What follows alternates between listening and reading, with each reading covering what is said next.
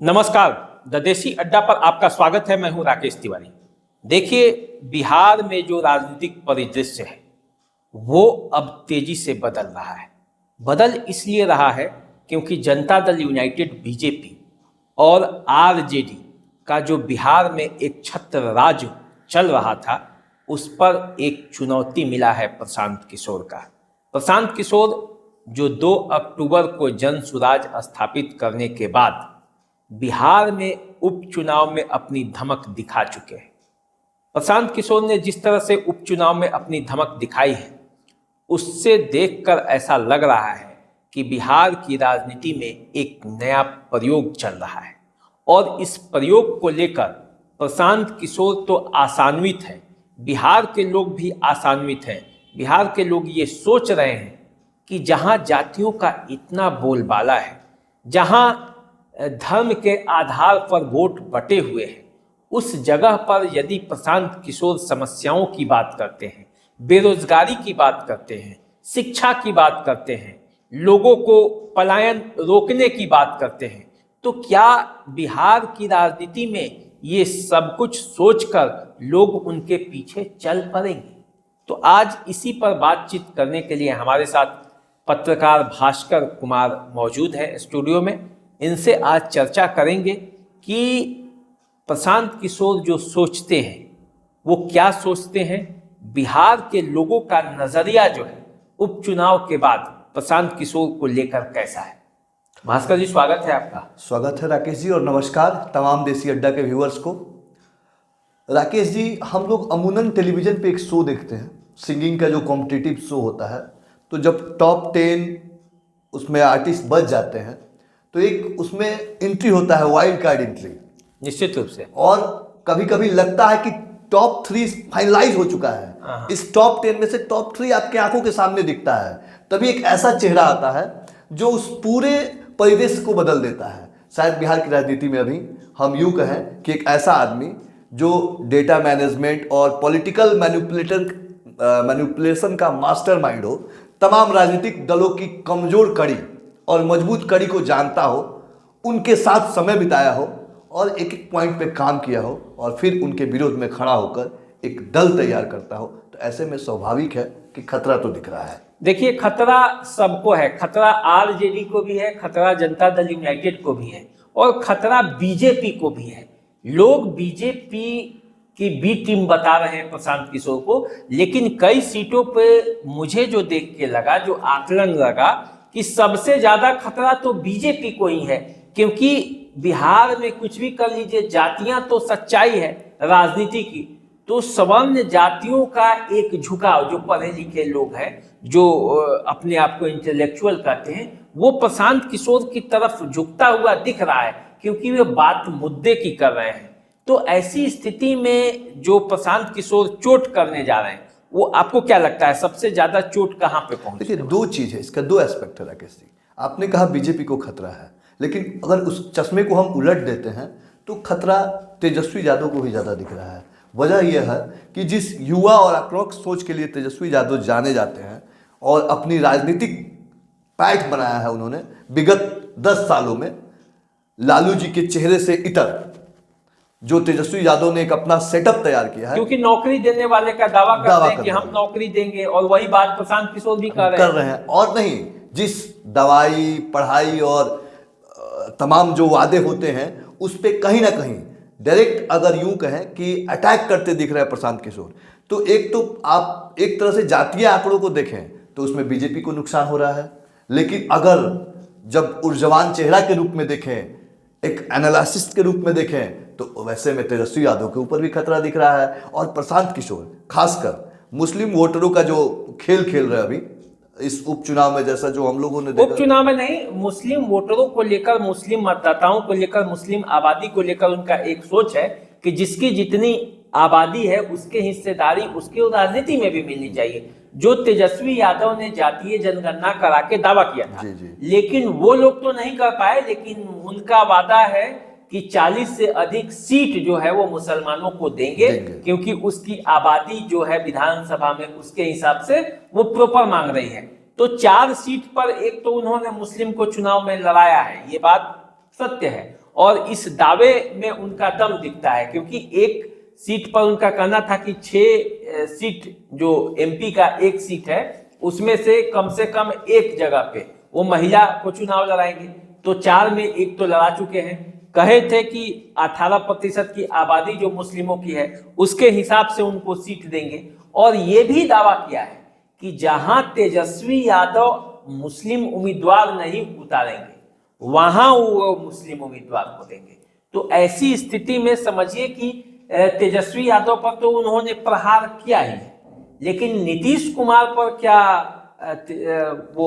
प्रशांत किशोर ढीले पड़ रहे हैं, क्या है? देखिए, प्रशांत किशोर भारत के पॉलिटिक्स में उस वक्त एक्टिव होते हैं जब बीजेपी सेंटर के चुनाव में युद्ध स्तर पे, मतलब यूं कहें कि मोदी जी की ताजपोशी की तैयारी चलती है, उसमें बड़ा अहम रोल रहता है प्रशांत किशोर का।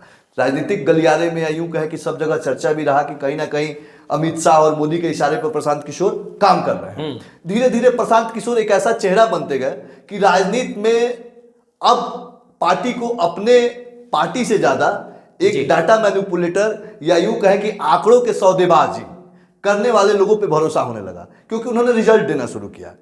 तो ऐसे में प्रशांत किशोर तो तमाम दलों के बीच रह के उन्हीं से ये कालाबाजी सीखा है। लेकिन भास्कर जी, मेरा सवाल ये है कि प्रशांत किशोर ने अब तक लोगों को चुनाव जिताया है, उनको जिनका पार्टी का स्ट्रक्चर मजबूत था राज्यों में और वो चुनाव लड़ते आए हैं, उनको लड़ने का सिखाया है, लेकिन जमीन स्तर पर लड़ना और पार्टी को लड़वाना दोनों में अंतर होता है। तो जमीनी स्तर पर प्रशांत किशोर कारगर साबित होंगे कि नहीं? हालांकि उपचुनाव में उन्होंने कई जगह पे प्रत्याशी जो उतारे थे तो कई गलतियां भी हुई और कई जगह पर अपना दमखम भी दिखाया, दोनों बातें हैं। तो प्रशांत किशोर बिहार की राजनीति में उसमें कहां पे? जैसे दो चीज है, प्रशांत किशोर एक ऐसी टीम बना रहे हैं जो इंटेलेक्चुअलिटी से भरा हुआ है। आप यूं कहें कि उसमें ब्यूरोक्रेट्स की संख्या ज्यादा है, उसमें वैसे लोग हैं जो सोशल फेम के साथ साथ उन पे कहीं उस तरह का कोई दामन पे दाग नहीं दिख रहा है। एक तो उसका प्लस पॉइंट है। दूसरा, अगर उसमें अगर जो आपने कहा कि राजनीतिक वाली, तो वो अनुभव नहीं दिखता उस टीम के पास। जो मजे हुए राजनीतिक खिलाड़ी होते हैं, जो एक दल जो शुरू करता है नीचे के स्तर से लेके जब बड़ा दल बनता है, तो उनके पास एक अनुभव होता है, उनकी एक संगठनात्मक सूची होती है जिससे वो निचले स्तर से लेके ऊपर के पायदान तक फिक्स होते हैं, एक उसमें माला की तरह पकड़ होती है। वहां पे कहीं ना कहीं प्रशांत किशोर फेल्योर दिख रहे हैं। लेकिन एक ये भी चर्चा है कि फंडिंग बहुत बड़ा इशू होता है, तो प्रशांत किशोर के पास फंडिंग बहुत मजबूत है आज की स्थिति में। और बिहार के राजनीति में जाति, पैसा, ये दो बहुत मायने रखता है।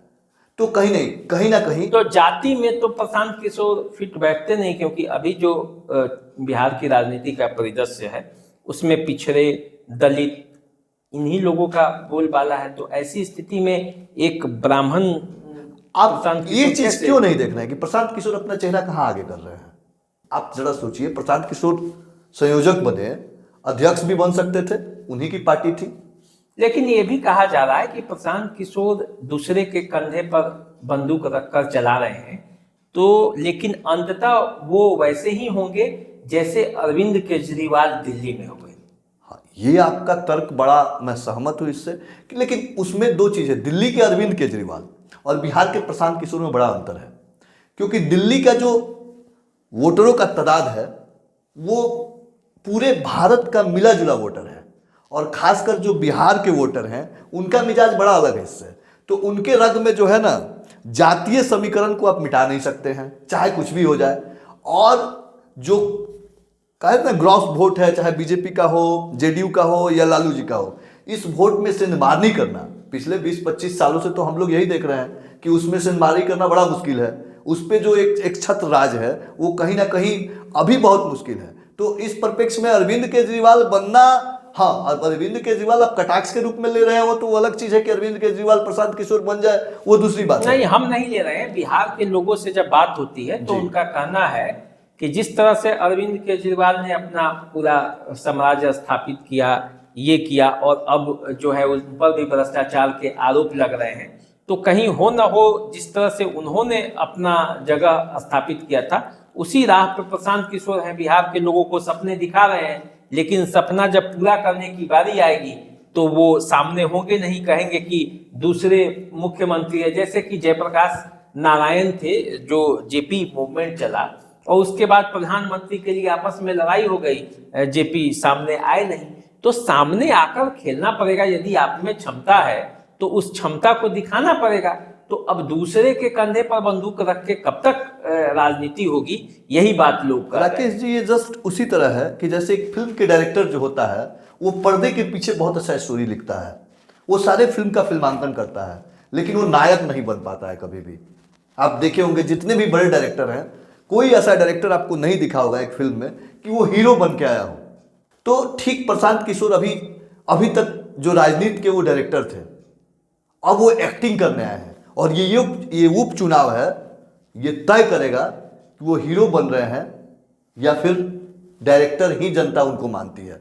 देखिए, बिहार की राजनीति को जो हम लोगों ने समझा है, 95 से नीतीश कुमार लालू यादव के जो स्थापित साम्राज्य था उस पर चोट करने का प्रयास किया। मंडल के बाद जो चेहरा एक उभरा था बिहार की राजनीति में, लालू प्रसाद यादव, उनको उनके खिलाफ खड़े हुए। तो उनको खड़े होते होते 10 साल लगे थे, 2005 में आकर वो अस्थायी रूप से। और एक बार बिहार के लोगों ने जब नीतीश कुमार को स्वीकार कर लिया तो पिछले 20 सालों से वो है। तो 15 सालों तक लालू यादव और उनकी फैमिली, और 20 सालों तक नीतीश कुमार का शासन। यानी कि ये दिखाता है कि बिहार के लोग जब मन बना लेते हैं जिसके साथ, तो उसी के साथ खड़े रहते हैं। तो प्रशांत किशोर के साथ मन बना पाएंगे इस चुनाव में कि नहीं मन बना पाएंगे, क्या होगा, इसी को लेकर चर्चा है। आप क्या सोचते हैं? देखिए, ये तो उपचुनाव का जो परिणाम है वो बताएगा सबसे पहला चीज। लेकिन एक चीज है, जो पार्टी बनाने से पहले प्रशांत किशोर ने जो पूरे बिहार में यात्राएं अपनी शुरू की, उन यात्राओं में एक जो आम जनमानस में, जैसे प्रशांत किशोर को आम जनमानस में बहुत कम लोग जानता था, जो निचले तबके के लोग थे वो नहीं जानते थे। जो टेलीविजन की दुनिया के या सोशल मीडिया के लोग थे वो ये जानते थे कि प्रशांत किशोर इस तरह का व्यक्ति है जो चुनाव का मैनेजमेंट करता है, एक मैनेजमेंट वाला आदमी है। लेकिन जो उन्होंने यात्राएं की, लोगों के बीच में वक्त गुजारा, तंबू में रहे, तमाम चीजें आम जन से कनेक्टिविटी बनाई, वो विगत जो 3-4 साल में उन्होंने अपना एक फेस वैल्यू बनाया है बिहार में, वो तो दिख रहा है भाई, इससे इनकार नहीं किया सकता है। देखिए, भास्कर जी युवा पत्रकारिता में बहुत काम कर रहे हैं सारण प्रमंडल के क्षेत्र में। तो हमने ये जानने का प्रयास किया कि युवाओं में प्रशांत किशोर को लेकर क्या क्रेज है और एक युवा क्या सोचता है, क्योंकि ये भी युवा हैं और युवाओं के बीच में रखते हैं। तो इसलिए हमने आज इनको स्टूडियो में इसलिए बुलाया कि इनसे जाने की असल बात जो युवाओं का है। जो कहा जा रहा है कि बिहार के युवा जो है वो प्रशांत किशोर के पीछे चलने के लिए मन मिजाज बना चुके हैं, उसके बारे में तहकीकात किया जाए। तो भास्कर जी, जब आप जाते हैं युवाओं के बीच में, तो प्रशांत किशोर को लेकर क्या क्रेज है? जैसे देखिए, 2-3 चीजें। प्रशांत किशोर वो बात बोलते हैं जो युवा सुनना चाहते हैं। जैसे थोड़ा देर पहले उनका स्टेटमेंट आया था अभी हाल के दिनों में कि मैं जैसे ही अगर मैं सत्ता में आया तो शराबबंदी सबसे पहले हटाऊंगा। उसके पीछे उनका लॉजिक था जो खासकर युवा पसंद करते हैं। लॉजिक इसलिए था कि शराबबंदी बिहार में एक बहुत बड़ा मुद्दा है और बेरोजगारी, दोनों का पैरेलल कनेक्शन है। ऐसे में उन्होंने एक युवा की सोच क्या होती है कि उसे एक अच्छी नौकरी मिले, एक अच्छा व्यवस्था मिले जहां मैं पढ़ाई लिखाई करके अपना सेटल हो जाऊं। तो प्रशांत किशोर उस मन को भाप रहे हैं, उस मिजाज पे काम कर रहे हैं, महिलाओं के मन को भाप रहे हैं कि महिला के मन में क्या चल रहा है। तमाम चीजें, वो एक एक चीज जो उन्होंने डेटा पे वर्क किया है, उनकी टीम जो काम कर रही है उसके अकॉर्डिंगली चुनाव का परिणाम चाहे जो भी हो, लेकिन काबिले तारीफ तो है। तो इन महिलाओं पर तो कभी नीतीश कुमार की पकड़ है, इन युवाओं पर ही भी नीतीश कुमार की पकड़ है। उन्होंने ही रोजगार देने की शुरुआत की थी। 2005 में आए थे तो लंबे समय से भर्तियां बंद थी, तो नियोजित शिक्षकों को उन्होंने नियोजन देना शुरू किया। फिर एक ट्रेंड चला, फिर धीरे धीरे उस पर तेजस्वी यादव अपना हक करने लगे। लेकिन अब बेरोजगारी का मुद्दा प्रशांत किशोर उठा रहे हैं। तो क्या आपको लगता है कि ये बेरोजगारी का मुद्दा से चुनाव जीता जा सकता है? देखिए, बिहार, उत्तर प्रदेश जैसे शहरों राज्यों में बेरोजगारी के मुद्दा पे ही सिर्फ चुनाव आप नहीं जीत सकते हैं। ये एक मूलभूत आधार हो सकता है कि बेरोजगारी जरूरत है कि उसको दूर किया जाए, लेकिन सामाजिक परिदृश्य में जो राजनीतिक दाव पेच है वो आपके पास दोनों चीज, संगठन बहुत मजबूत होना चाहिए, और संगठन के रूप में अभी प्रशांत किशोर जी बहुत कमजोर दिखाई दे रहे हैं, जो मेरी अपनी समझ है। क्योंकि बातें उनकी बड़ी अच्छी हो रही है, लेकिन धरातल पे काम कौन करेगा? क्योंकि देखिए जो मेरी समझ है, गुजरात में जाकर तो हम बिहारी बन जाते हैं जी। गुजरात में जाकर हम युवा बन जाते हैं, लेकिन जैसे गुजरात से ट्रेन पकड़ के बिहार में उतरते हैं तो वहीं से हम यादव, बिल्कुल, कुर्मी, इस मेंटालिटी को ब्राह्मण, कैसे दूर कर सकते हैं? भूमिहार बन जाते हैं। बिल्कुल। और यही है जो नेता उसका लाभ उठाते हैं। और नहीं, और इसको खत्म भी नहीं किया जा सकता है, ये खत्म होने वाला भी नहीं है, क्योंकि आप जिस सिस्टम से बने हैं उसमें आप इसको खत्म चाह के भी नहीं कर सकते हैं। जिस दिन कोई भी पॉलिटिशियन अगर इसको खत्म करने की कोशिश करेगा तो वो खुद खत्म हो जाएगा। ऐसे में तमाम राजनीतिक दल जानते हैं कि इसको खत्म करना मुश्किल है, और प्रशांत किशोर भी इस बात को बाखूबी समझ रहे हैं। लेकिन अब ये है कि उनके पास संगठन के रूप और इसीलिए उन्होंने जातीय समीकरणों को ध्यान में रख के कहा है कि जिसकी जितनी हिस्सेदारी उसकी उतनी भागीदारी, और जितना जिसका जनसंख्या है उसके हिसाब से वो विधानसभा में टिकट भी देंगे। स्वाभाविक है, वो आंकड़ों के खेल को समझते हैं राकेश जी। जो आदमी आपके लिए आंकड़ा बनाता हो, अगर वो खुद आंकड़ा अपने लिए इकट्ठा करने लगे तो उसे तो मालूम है कि मुझे कौन सा दाव पेच चल रहा है। मैंने यही कहा कि उनकी सबसे कमजोर कड़ी है कि संगठन के रूप में अभी मजबूत पकड़ उनकी नहीं है। तो देखिए, संगठन के रूप में मजबूत पकड़ बनाकर प्रशांत किशोर बिहार की राजनीति में कुछ नया कर पाएंगे नहीं कर पाएंगे, ये तो आगे वाला समय में बताएगा। क्योंकि जब 25 का चुनाव होगा तो असल परीक्षा प्रशांत किशोर की उसी में होगी। लेकिन उपचुनाव का रिजल्ट भी बहुत कुछ तय करेगा कि प्रशांत किशोर की जो राजनीति का दशा और दिशा क्या होगा। तो आप इंतजार कीजिए 23 नवंबर का। 23 नवंबर को जब रिजल्ट आएगा तब पता चलेगा कि असल में प्रशांत किशोर जो दावा कर रहे हैं उनके दाव बन में रहे हैं या फिर उनके दाव में कितना दम है। हम तो यूं कहेंगे कि वो हीरो बन रहे हैं या फिर वो डायरेक्टर वाली भूमिका में ही आएंगे। हाँ, तो देखिए, हीरो बनते हैं कि डायरेक्टर रहते हैं, ये देखना है। तो अब इंतजार कीजिए, हम लोग भी आपके सामने आएंगे जब रिजल्ट आएगा, रिजल्ट भी बताएंगे। बीच में भी और खबरें लेकर आते रहेंगे। अभी दीजिए इजाजत, नमस्कार।